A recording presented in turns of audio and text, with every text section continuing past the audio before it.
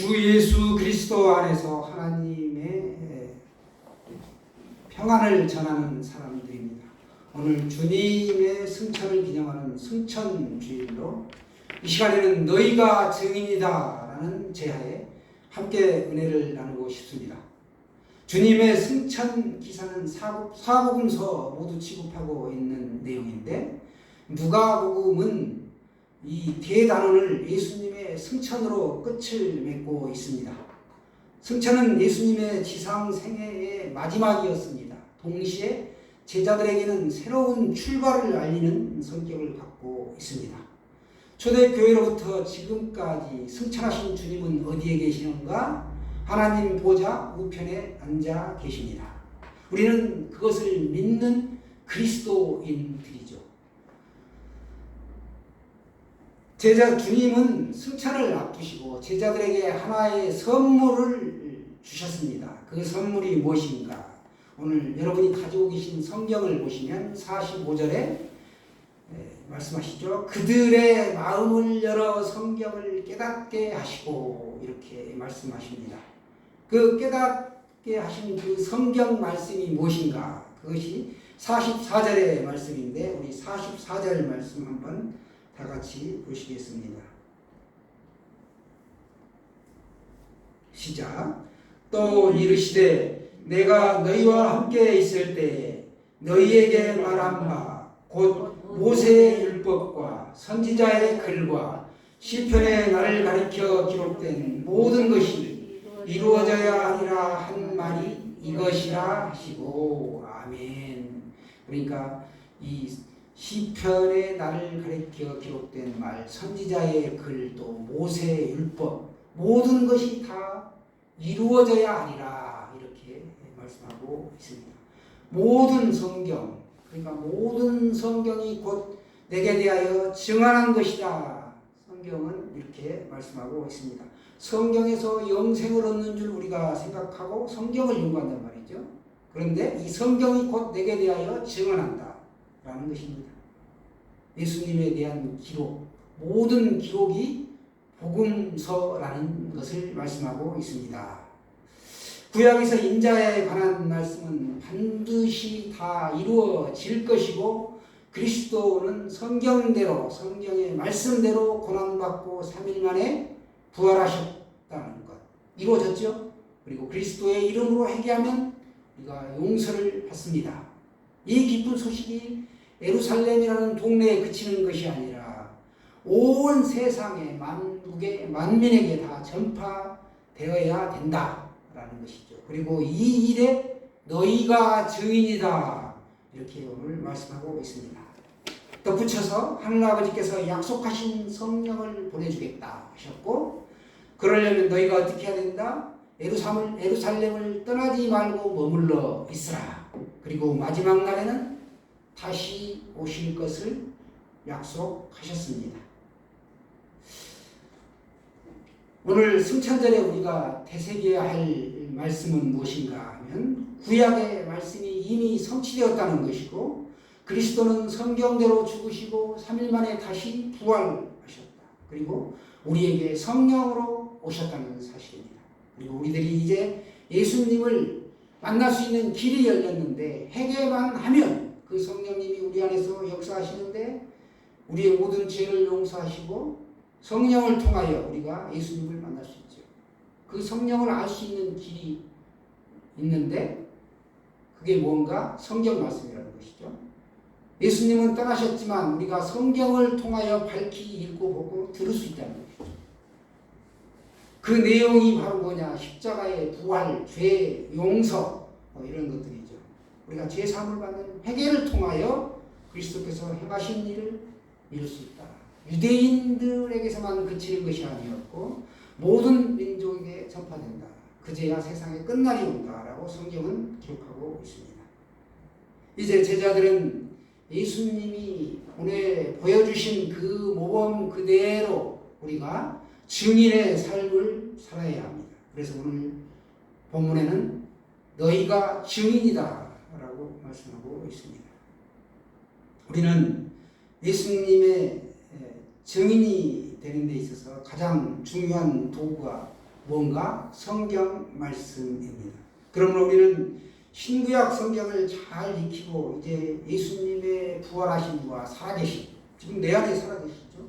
이게 역사하신다는 것을 담대하게 또 유능하게 알리는 증인의 삶을 살아야 합니다.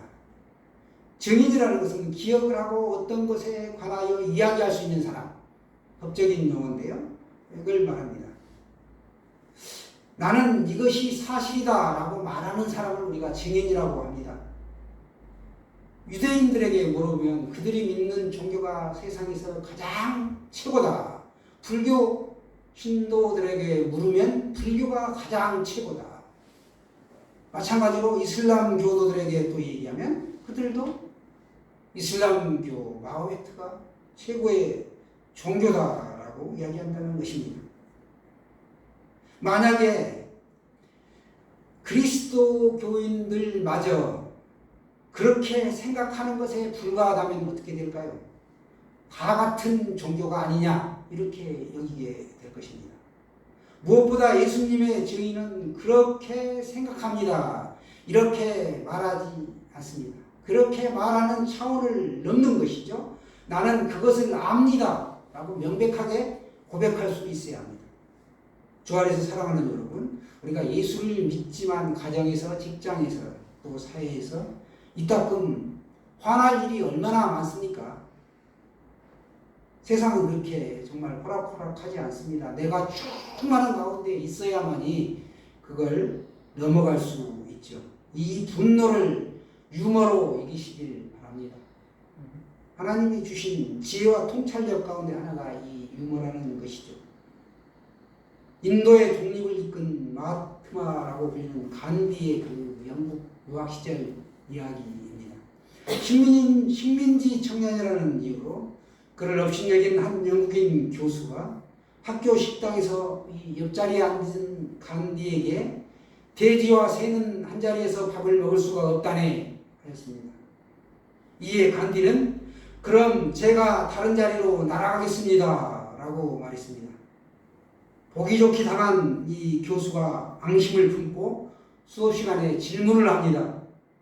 지혜와 돈보따리 중 하나를 고르라면 자네는 무엇을 선택하겠나? 간디는 그 즉시 저는 돈보따리를 택하겠습니다 라고 말했습니다. 그러자 교수는 어찌 배우는 학생이 그럴 수 있지? 나라면 지혜 보따리를 챙길 텐데 라고 말합니다. 간디가 답하기를 예, 누구나 자신에게 부족한 것을 취하는 법입니다 라고 대답했습니다. 목적을 달성하지 못한 교수는 또다시 복수할 기회를 노립니다. 그러다가 어느 날 교수는 거의 만점에 가까운 간디의 답안지에 이디어트라고 썼습니다. 멍청이죠. 이를 받아든 간디가 교수에게 묻습니다. 제 답안지엔 채점한 점수는 없고 교수님의 서명만 돼 있는데 무슨 일입니까? 이쯤 되면 누가 멍청이라는 건가요? 옳지 못한 그 교수가 이렇게 번번이 제게 자기가 넘어진 것입니다. 이 점차 더워져가는 날씨에 우리가 건강한 정신을 가져야 할 줄로 믿습니다. 우차사라고 들어보셨죠? 웃음을 찾는 사람들. 상황이 어떠하든지 지금 내가 분노로 화가 부글부글 끓어오를 때 이걸 승화시킬 수 있어야 된다는 것이죠. 거기에 그냥 집착해가지고 계속 있게 되면 영적으로 깊은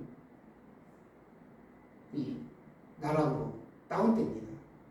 그래서 우리가 성령 충만한 가운데 하나님이 주신 지혜와 통찰력으로 웃음을 찾고 또 그 상황을 돌파할 수 있어야 되는 것이죠. 예수님은 베다니로 나가셔서 제자들을 오늘 보시면 축복하셨습니다. 베다니는 마지막 만찬이 있었던 곳이죠. 제자들이 또 실패했던 자리입니다. 하지만 예수님은 살아나셨고 마치 시간을 되돌려 놓는 것처럼 베다니에서 그들을 축복하십니다. 예수님을 온전히 섬길 수 있도록 다시 기회를 주신 것입니다.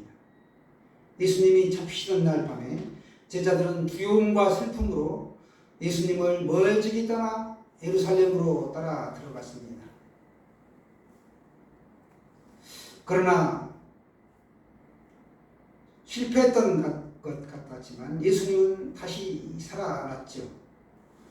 예수님이 부활하신 후에는 큰 기쁨 가운데 제자들이 예루살렘으로 다시 따라갔고 큰 기쁨 가운데 예루살렘으로 들어갔고 성전을 장악하기까지 이릅니다.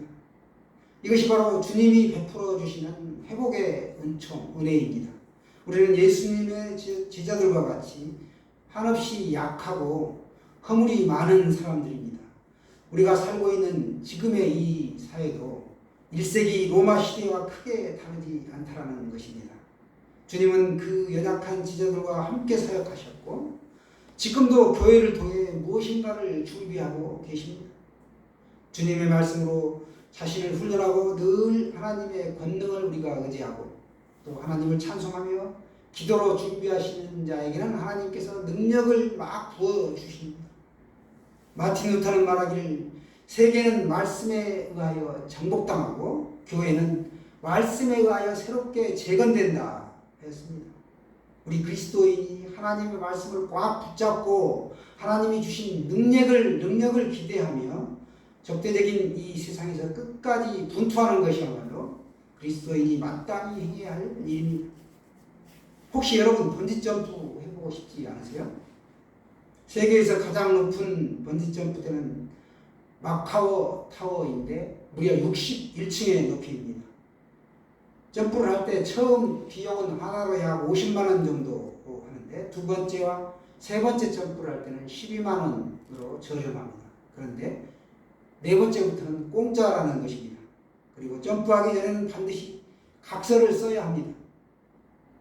이 위험한 짓을 과감히 할 수 있는 비결은 무엇인가? 안전장치가 아주 특별하게 고안되어 있습니다. 안전벨트가 견고하게 지켜주기에 사람들은 오히려 즐기면서 고공에서 기쁘게 뛰어내립니다. 이와는 비교할 수도 없는 견고한 안전장치가 우리에게 있습니다. 그리스도인에게는 예수님이 최고의 안전장치입니다. 그 안전장치를 믿고 우리가 이 세상에서 도전하며 산다는 것입니다. 특히나 사명자라면 무조건 주의 일을 해야 하는 것이죠. 성경에는 우리가 보면 특별히 히브리서 믿음장에 보시면 구름처럼 우리를 둘러싸고 있는 증인들이 등장합니다.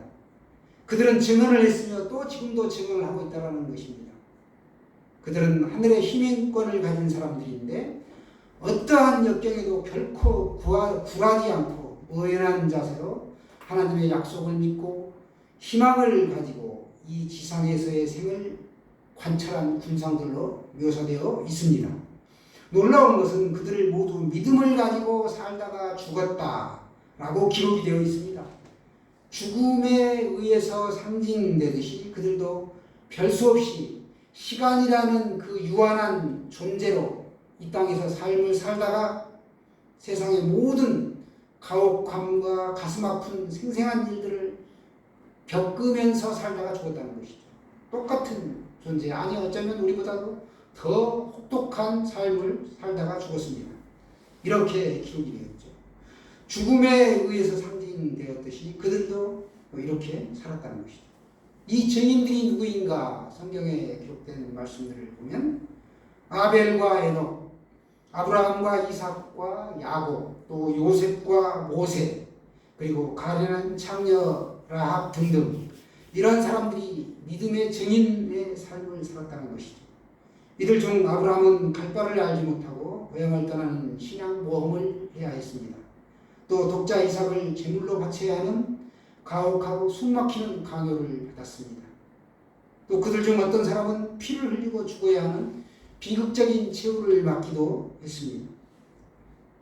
참으로 이 신앙인의 전생에는 처절한 싸움과 불같은 시련을 정처 없는 이 나그네의 삶 가운데 견뎌내야만 했습니다. 히브리서 기자는 이러한 상황에서 예수님만을 바라보자 라고 말하고 있습니다. 허다한 증인들이 그랬다는 것이죠. 그러면서 우리들에게 증언을 들려줍니다. 우리들이 들을 수 있는 것은 오직 한 가지 사실밖에 없다는 것입니다.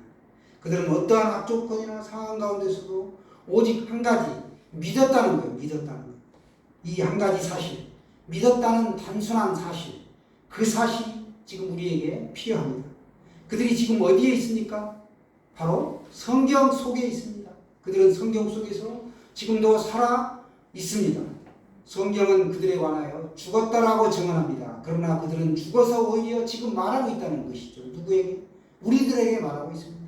그들은 지금 성경 속에서 여전히 그들의 목소리는 이 세상 온통 소음으로 가득한 이 현재 잡다한 소리로 방해하는 소리가 있을지라도 여전히 우리들에게 증언하고 있습니다. 그리고 그들은 성경 속에서만 말하고 있는 것이 아니라 성경의 역사를 꿰뚫고 믿음의 후계자들이 계속 일어나도록 반복적으로 역사하고 있습니다. 2000년 그리스도교의 역사를 일관하여 우리가 쇠사슬 보면 고리 이렇게 연결이 되어 있죠. 그것처럼 믿음의 아들들이 이 쇠고리처럼 끊임없이 꼬리에 꼬리를 물고 계속해서 일어나게 역사하고 있습니다. 그들처럼 믿고 증언하는 사람들은 과거에도 있었고 현재에도 있고 미래에도 있다는 것입니다. 증인이 되려면 두 가지가 특별히 있어야 되는데 하나는 먼저 알아야 한다는 것입니다.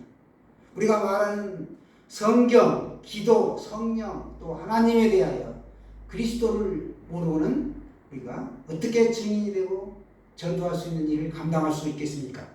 또 우리의 상황을 예리하게 파헤쳐 알지 못하면 우리가 무엇을 말할 수 있을까요? 그러므로 존 보녀는 생각한다는 것과 안다고 하는 것은 확연히 다르다. 이 두 개는 다르다는 거예요. 생각하는 것, 아는 것 다르다는 것입니다. 생각한다는 것이 아는 것의 출발점이기는 하나 그 생각은 확고하고 확신 있는 자기 지식이 되어야 비로소 안다라고 말할 수 있는 것입니다. 결론적으로 말하면 알아야 우리가 증인의 삶을 감당할 수 있다는 것입니다. 증인의 삶 우리가 첫 번째 알아야 한다. 알아야 우리가 증인이 될 수 있다는 것입니다. 둘째는 말이 아닌 실제 생활로 증인이 되어야 합니다. 이 말은 모든 사람이 하고 있고 누가 그걸 몰라 이렇게 말할 수 있습니다. 알고 있지만 그대로 되지 않는 것이 우리가 실제 생활로 증인이 되는 삶을 사는 것이죠.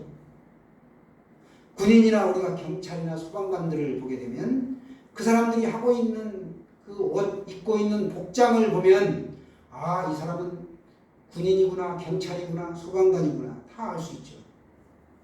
이처럼 우리가 예수 그리스도의 증인이라고 하면 다른 사람들이 나를 보면서 저 사람은 그리스도의 증인이구나 라는 것을 보여주어야 합니다. 사실상 그리스도를 증거하는 사람만의 일이 아닙니다. 성령으로 감화를 받는 일이 우리에게 이루어져야 그 일이 가능하게 되는데 믿지 않는 사람들은 성령의 역사를 불신하기 때문에 인식하지 못합니다. 그들에게 우리가 그걸 알려줘야 할 의무가 있는 것입니다. 그런 거로 증인된 그리스도인들이 성령의 역사를 여실히 증명하는 어떤 생활의 표현이 있어야 된다. 믿기 때문에 과연 달라 해야 된다는 것이죠. 그냥 이대로 살다가 죽으면 그만이지 그게 아니라는 것이죠. 죽으면 그만이다. 죽으면 끝이라는 것이죠. 그게 아닙니다. 죽으면 우리는 천국이 있고 지옥이 있다는 것을 확실히 아는 사람들입니다. 그렇게 우리가 예수님의 증인이 되어야 하는데 우리 중에는 가끔 우리 주변에서 볼 수 있죠. 내 믿음이나 잘 지키고 살면 되지 뭘 남에게 싫은 소리 들어가며 내 종교가 중요하니까 나무 종교도 중요한 거다. 이런 식으로 이야기하는 분들을 봤어요. 아주 인간적인 너무나 인간적인 사람들이죠. 예수님은 그렇게 말씀하시지 않았습니다. 돈 손해, 비용적인 손해가 발생되고 시간을 뺏기고 귀찮은데 끼어들어야 되고 사람들에게 웃음거리가 되고 그럼에도 불구하고 우리가 너희가 증인이다 이렇게 말씀하고 있습니다. 저나 여러분이나 우리가 담대함이 필요합니다. 전도에 용기를 갖지 못하고 나서지 못하고 정말 그렇습니다. 우리가 가족이나 형제자매나 친척들에게 제사 문제라든가 이런 거에서 정말 자유롭게 하나님을 예배하고 하나님께 영광 올려드리는 귀한 그런 만남의 자리로 다 바뀌시기를 바랍니다. 우리에게 주어진 이 십자가의 부활과 권능의 능력을 우리가 기억해야 되고, 우리가 또 세상으로 돌아가서는 함께 우리 세상에서 우리가 떠나 살 수 없기 때문에 주님의 통치를 선포하는 증인의 삶이 되시기를 바랍니다. 할렐루야.